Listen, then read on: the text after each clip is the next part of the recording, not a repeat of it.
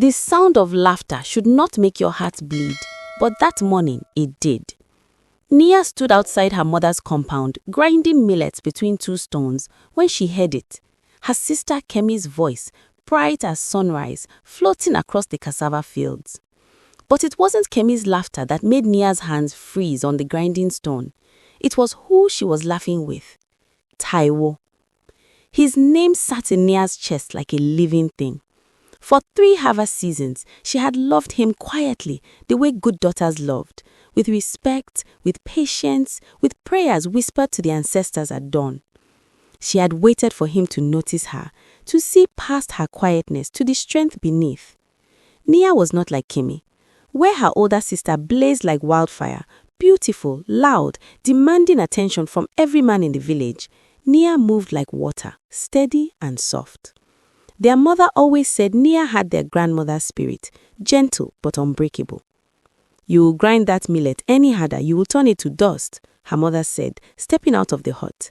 The old woman's eyes were sharp, missing nothing. She looked toward the cassava fields where Kemy's laughter rang out again. "Your sister plays dangerous games." Nia said nothing. What could she say? That her heart cracked a little more each time she saw Taiwo smile at Kemy? That she lay awake at night wondering why she wasn't enough? "The oracle visited my dreams last night," her mother continued, her voice dropping low. She touched Nia's shoulder, her fingers rough from years of farming. "Fire and water, that's what I saw. Fire trying to swallow water, but water cannot burn." Nia shivered despite the morning heat. Her mother's dreams always meant something. By afternoon, the entire village gathered at the Iroko tree for the monthly market. Nia sold her woven baskets, keeping her eyes down, her hands busy, but she felt him before she saw him. Taiwo stood before her stall, tall and strong, his shoulders broad from years of farming his father's land. He wasn't smiling at Kemy now, he was looking at Nia.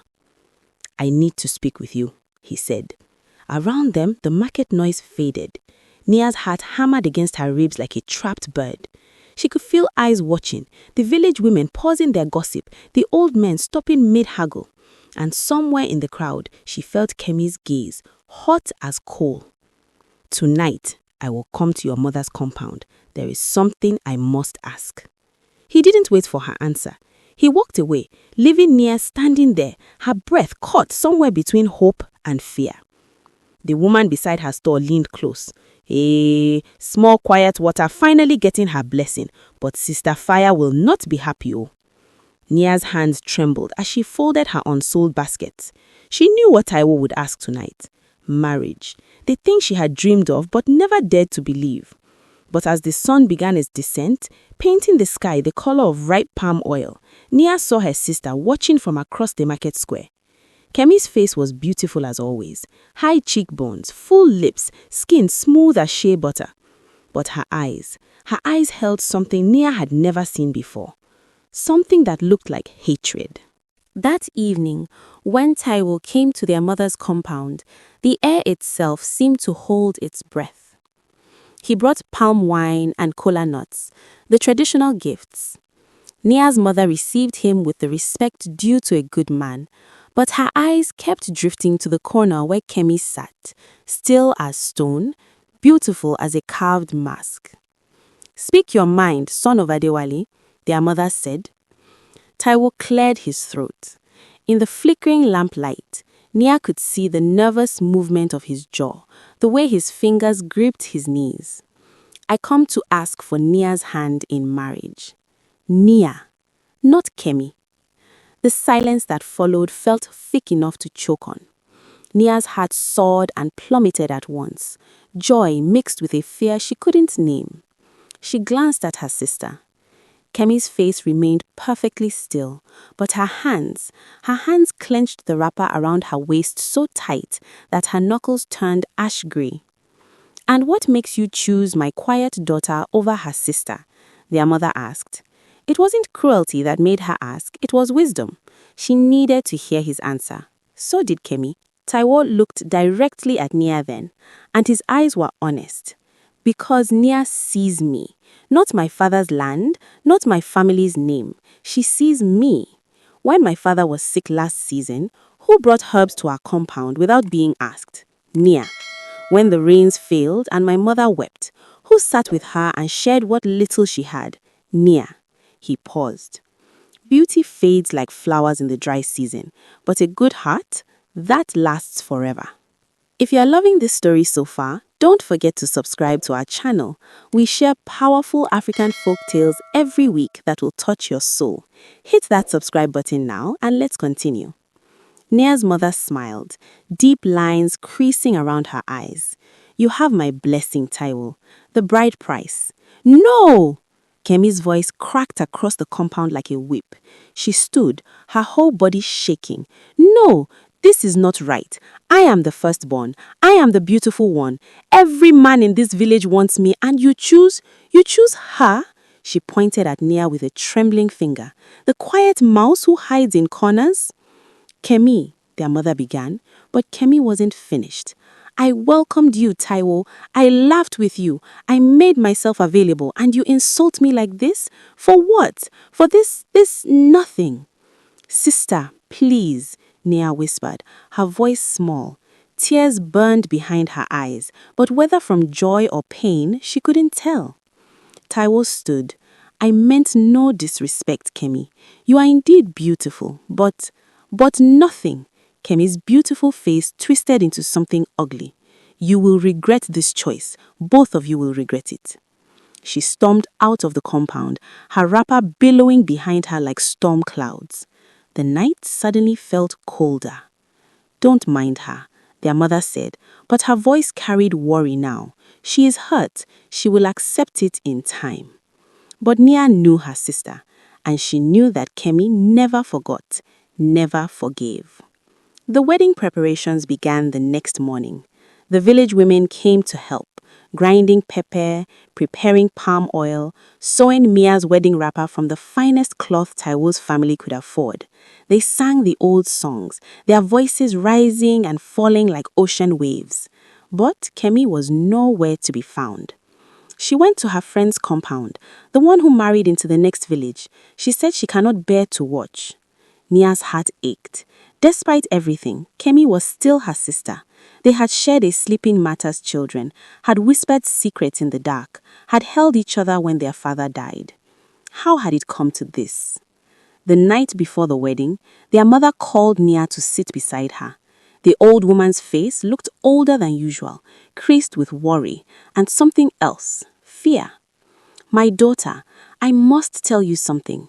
That dream I had, it comes to me again and again. Fire, burning fire, and you in the middle of it. Mama, dreams are just... Listen to me. Her mother gripped her hand tight. The ancestors are warning us. Kemi's jealousy is not ordinary anger. I see it in her eyes. She has gone to seek help from dark places. Kemi wouldn't she?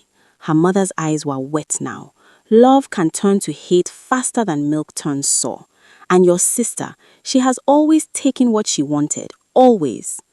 Nia wanted to protest, but the words died in her throat. She remembered Kemi as a child, throwing her doll into the fire when her mother said she couldn't have a second one. She remembered Kemi at 12, spreading lies about a girl who wore a prettier wrapper than hers. She remembered, and she was afraid. What should I do, Mama? Pray. And whatever happens tomorrow, remember, you carry your grandmother's spirit. Water does not burn. Water cannot burn. That night, Nia barely slept, and when she did, she dreamt of flames. But nothing could prepare her for what Kemi had planned. The wedding day arrived with a sky so blue it hurt to look at.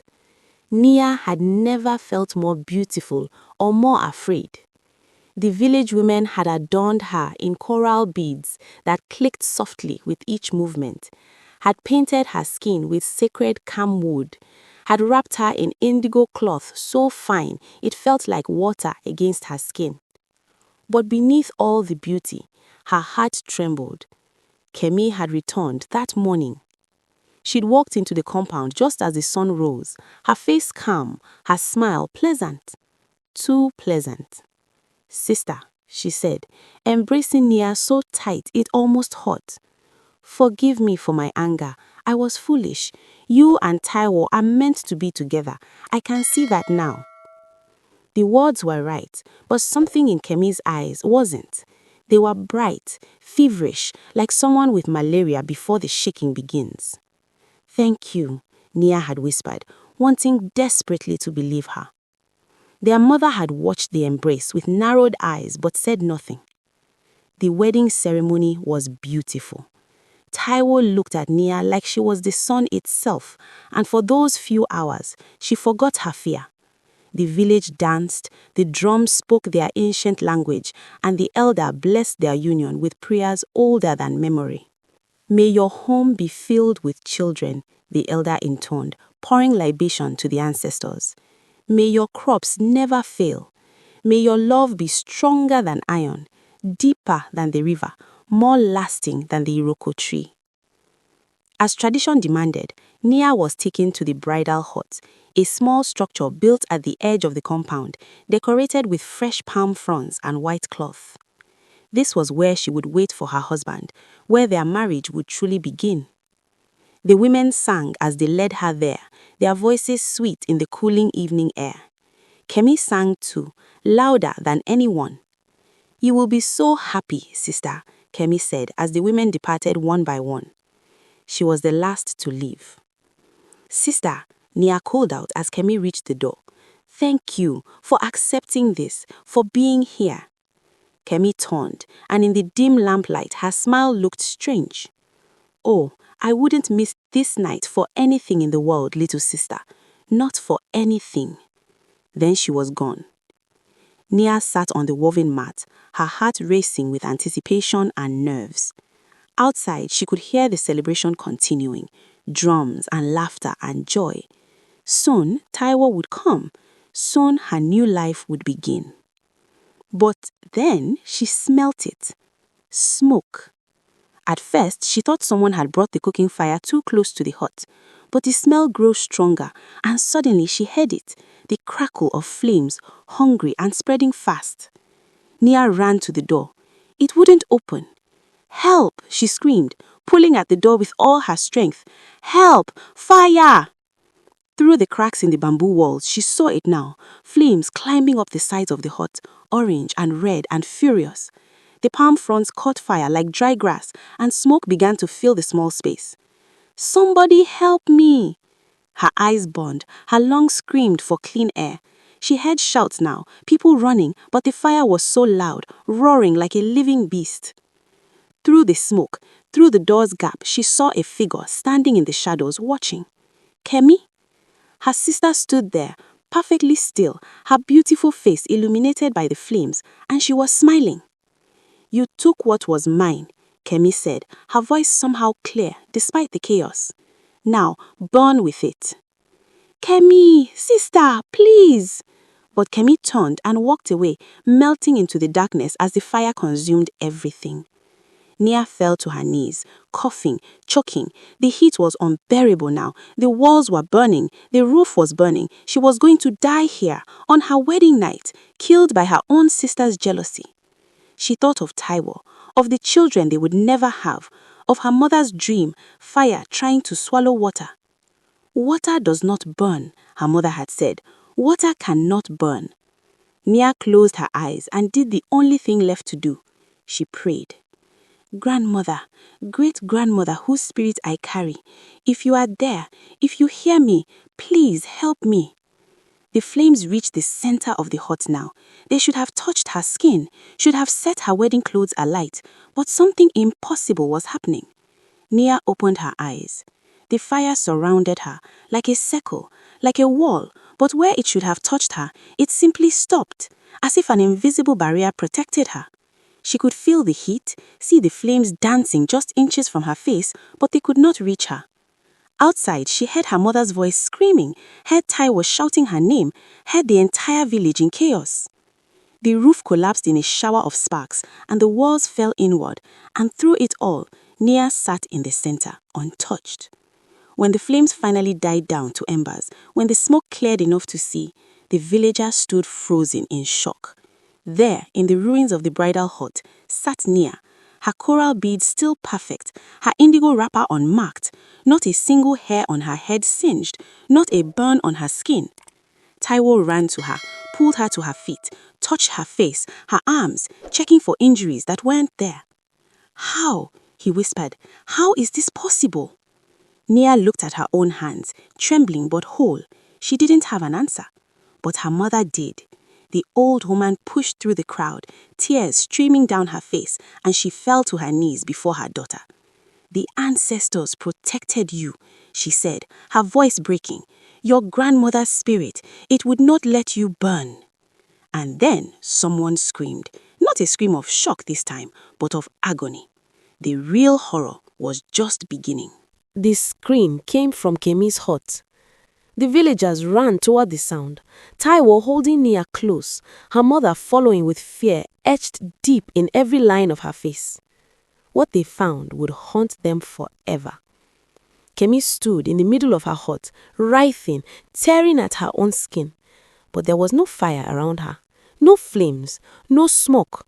Yet she was burning. "It burns!" she shrieked, her beautiful face contorted in agony. "Get it off me! Get it off!" Red welts appeared on her skin as they watched, on her arms, her neck, her face, as if invisible flames were kissing her flesh. She collapsed to the ground, rolling, screaming, clawing at herself with desperate fingers. "Water!" someone shouted. "Bring water!" They poured calabash after calabash over her, but nothing helped. The burns kept appearing, spreading across her body like a disease, though there was nothing there to cause them. The village healer pushed through the crowd, an old man whose grandmother had been a powerful medicine woman. He took one look at Kemi and his face went pale. "This is not a sickness I can cure," he said, his voice shaking. "This is justice from the ancestors themselves." "What do you mean?" Taiwo demanded, still holding Nia against his chest. The healer pointed at Kemi, who had gone silent now, curled into a ball, whimpering. "She tried to kill her sister with fire. The ancestors protected the innocent one. Now," he swallowed hard, "now the evil she sent out has returned to her. This is the old law, the law older than any village, any king. What you send into the world comes back to you, multiplied." Nia's mother knelt beside Kemi, tears falling onto her eldest daughter's burned skin. "My child, what have you done? What have you done?" Kemi's eyes, wild with pain, found Nia across the crowd. "You," she gasped. "How? How did you survive?" "I did nothing," Nia said softly. "The ancestors chose." "No!" Kemi screamed, and fresh burns bloomed across her shoulders. "You stole him from me. You stole my life. I had to. "You had to burn your own sister alive?" her mother said, her voice breaking. "For what? For a man? For pride?" But Kemi was beyond answering. The burns were spreading faster now, covering her arms, her legs. The village healer shook his head sadly. "It will not stop," he said quietly. "Not until the debt is paid." "What debt?" Taiwo asked. "Tell us how to stop this." "The debt of attempted murder, of betrayal of blood, of," the healer's voice dropped to a whisper, "of fire used for evil." He looked at Nia then, his old eyes full of something like awe. The girl who cannot burn stands there untouched. The girl who tried to burn her suffers the flames she sent out. This is how the ancestors work. This is their justice. For 3 days and 3 nights, Kemi suffered. The burns would appear and then fade, only to return worse than before. She couldn't eat, couldn't sleep, couldn't find peace even for a moment. Her beauty, the beauty she had been so proud of, was marred by the constant wounds that appeared and disappeared on her skin. Her mother sat with her every hour, wiping her forehead, singing the old songs, begging the ancestors for mercy, but Kemi's suffering continued. On the 4th day, the healer returned with the village elders. They gathered in the compound, their faces grave. "There is only one way to stop this," the oldest elder said. He looked at Mia with heavy eyes. "The wronged sister must forgive." Everyone turned to look at Nia. She stood with Taiwo, her hand in his, her heart heavy with a pain she had no name for. Kemi was her sister. They had shared a womb, had grown together, had been each other's first friend. But Kemi had tried to kill her, had locked her in that hut, had set the fire, had stood outside watching, smiling, while Nia screamed for help. She has to forgive her, Taiwo said, his voice hard. After what Kemi tried to do? The ancestors' justice is complete, the elder explained. They have shown their power, have protected the innocent and punished the guilty, but they will not force bitterness to grow in a good heart. If Nia chooses forgiveness, the suffering will end. If she chooses revenge, he paused, then Kemi will burn until there is nothing left. Nia pulled her hand from Taiwo's and walked toward her sister's hut. She could hear Kemi inside, mourning softly. The sound made her chest tight, made her eyes burn with unshed tears. She thought of all the moments they'd shared. Kemi teaching her to braid hair when they were small. Kemi holding her when she had nightmares. Kemi who had once been her whole world. But she also thought of the flames, the smoke, the terror, the betrayal so deep it had no bottom. Could she forgive this? She stepped into the hut. Kemi lay on a mat, her skin covered in fresh burns. When she saw Nia, she tried to curl into herself, to hide, but the movement brought fresh waves of pain. I don't expect forgiveness, Kemi said, her voice hoarse from screaming. I wouldn't forgive me either. Nia knelt beside her, careful not to touch the burned skin. Why, Kemi? We were sisters. We were blood. Because, Kemi said, her voice break. Because you were always better than me. Quieter, kinder. Mother loved you more, even if she never said it. And when Taiwo chose you too, I couldn't bear it. I couldn't bear that the quiet mouse had won. This wasn't a competition. Everything is a competition when you are second best your whole life. Tears leaked from Kemi's eyes, cutting tracks through the ash on her face. I'm sorry. I'm so sorry. But sorry doesn't undo what I did.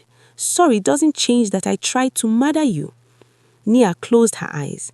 In her heart, she heard her grandmother's voice, the grandmother she never met, but whose spirit lived in her bones. Forgiveness is not for the one who hurt you.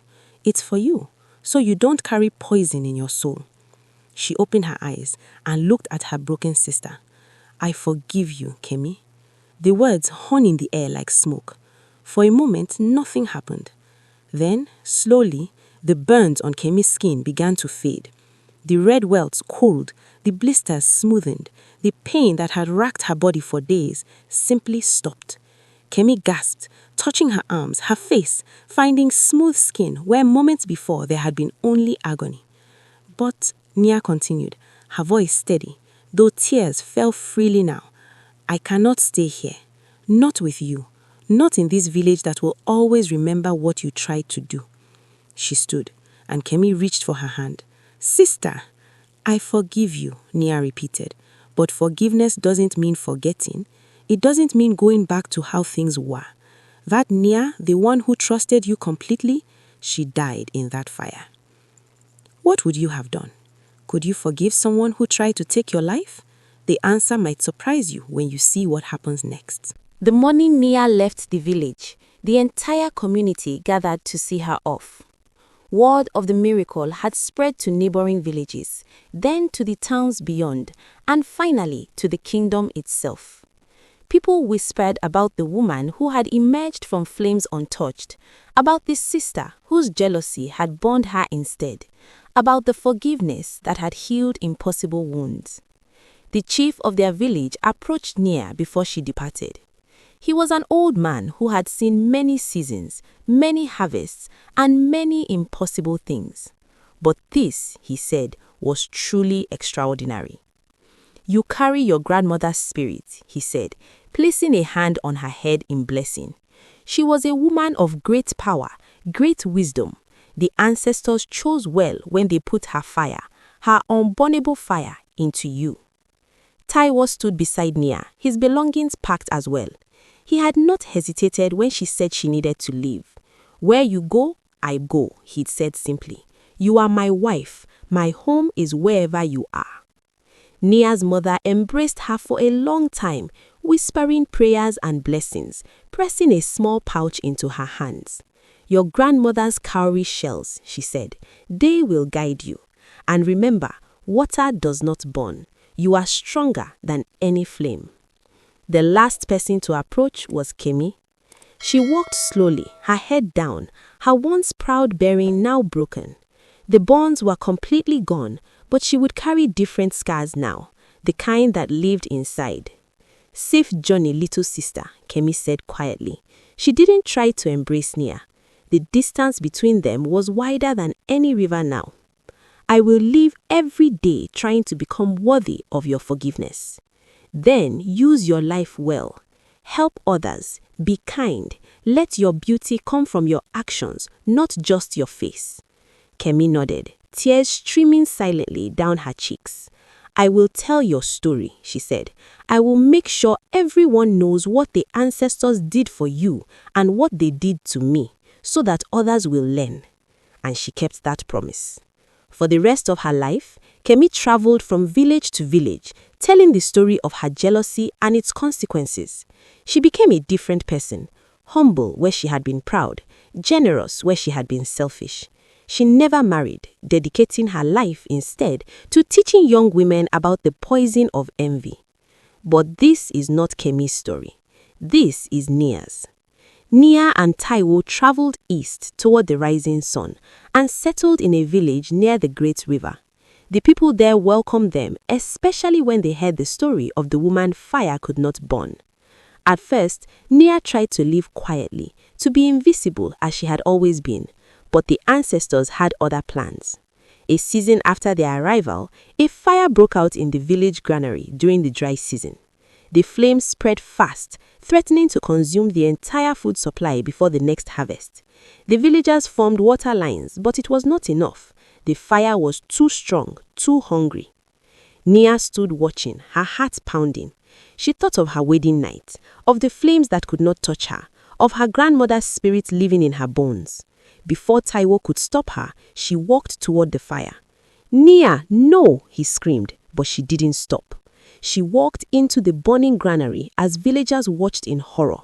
The flames licked at her wrapper, surrounded her completely, and then, impossibly, they began to die down. Nia moved through the granary, and where she walked, the flames retreated. It took her an hour to walk through the entire structure, but when she emerged, the fire was out. Half the granary was saved, enough food to see the village through to the next harvest.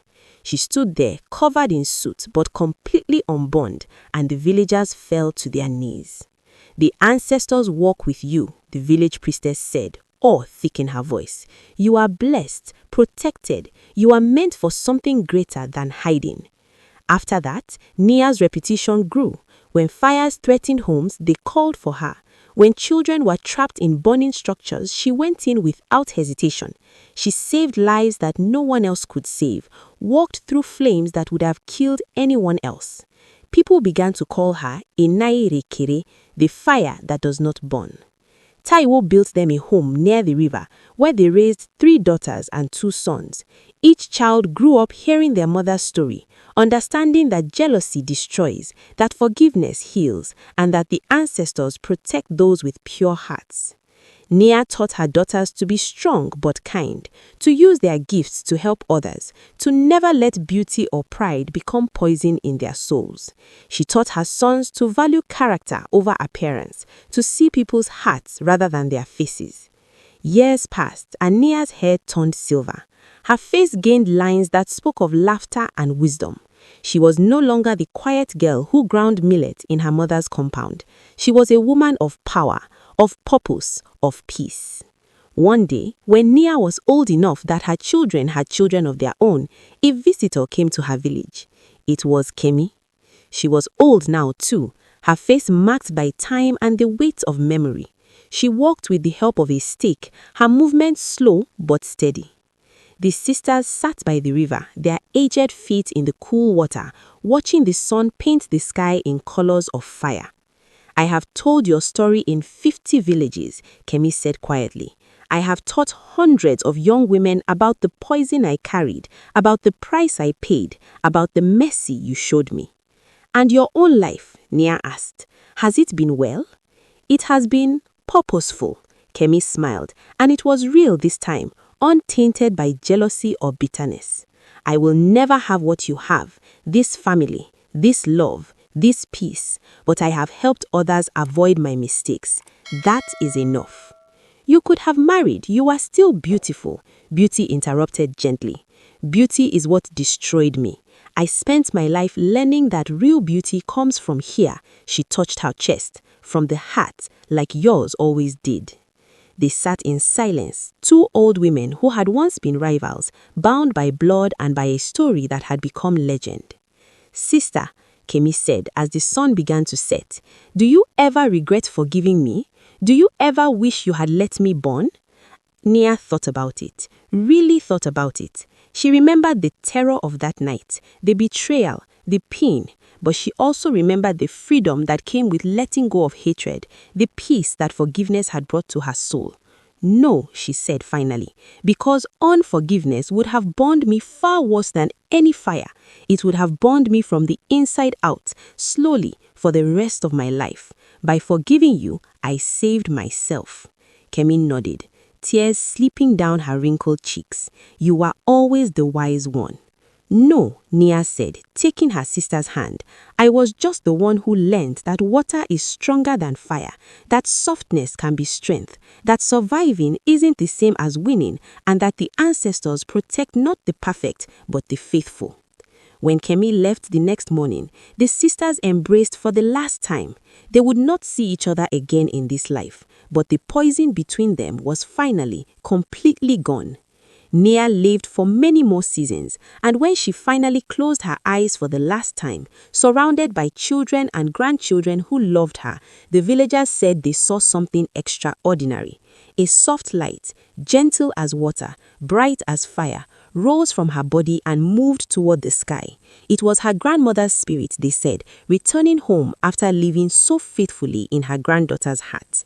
And from that day forward, whenever fires threatened the village, people would gather and tell the story of Nia, the woman fire could not burn, the woman whose forgiveness was stronger than hatred, the woman who taught them all that real power comes not from destruction, but from mercy. Jealousy is a fire that burns the one who holds it. Kemi's hatred didn't destroy Nia, it destroyed Kemi herself. When you send evil into the world, it always returns to you multiplied. But forgiveness is water that quenches the flames. Not forgiveness that makes you foolish, not forgiveness that lets people keep hurting you, but forgiveness that frees your soul from carrying poison. If this story touched your heart and taught you something valuable, do me a favor, hit that subscribe button and share this story to someone who needs to hear it today.